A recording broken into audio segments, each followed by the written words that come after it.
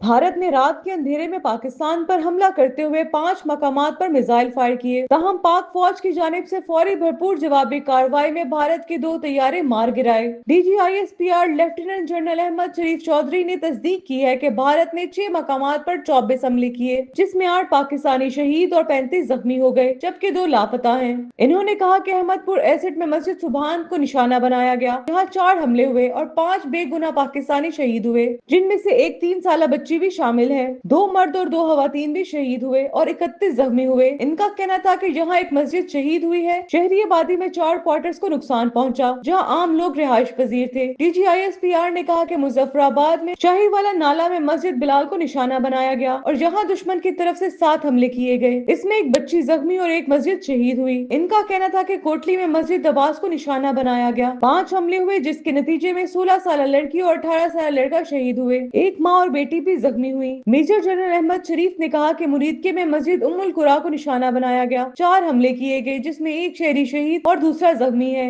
2 लोग लापता हैं। मस्जिद शहीद हो गई है। इतराफ में गरीब लोग के क्वार्टर्स को नुकसान पहुंचा। DGISPR ने कहा कि सियालकोट के शुमाल में गांव कोटली लोहारा पर 2 हमले किए गए। एक गोला फटा नहीं और एक गोला खुले खेत में गिरा है, जहां कोई नुकसान नहीं हुआ। इन्होंने कहा कि हर मकाम शकरगढ़ के करीब है, जहां 2 हमले किए गए और नुकसान नहीं हुआ। ताहम एक डिस्पेंसरी को मामूली नुकसान पहुंचा है। DGISPR का कहना था कि दुश्मन के इस बुज़दिलाना, बिला इश्तियाल और बिला जवाज हमले का भरपूर जवाब अफवाज पाकिस्तान पाकिस्तानी कौम की हमायत से दे रही है और देती रहेगी। इन्होंने कहा कि ये मकामात में लाइन ऑफ कंट्रोल गुज़िश्ता रोज कौमी और बैनुल अक़वामी मीडिया को ले जाया गया था, क्योंकि बिला जवाज जो इल्जामात लगाए जाते हैं, इससे आगाह किया जा सके। इसी तरह सुबह मीडिया को मुरीदके और बहावलपुर को जाना था, जिसका ऐलान हुकूमत की जानिब से कल शाम को किया गया था। मेजर जनरल अहमद शरीफ ने कहा कि आज मीडिया को जहां मासूम शहरियों को बर्बरियत का निशाना बनाया गया है, वहां मीडिया को ले जाया जाए, ताकि भारत की इस नंगी जारियत को तमाम दुनिया देखे।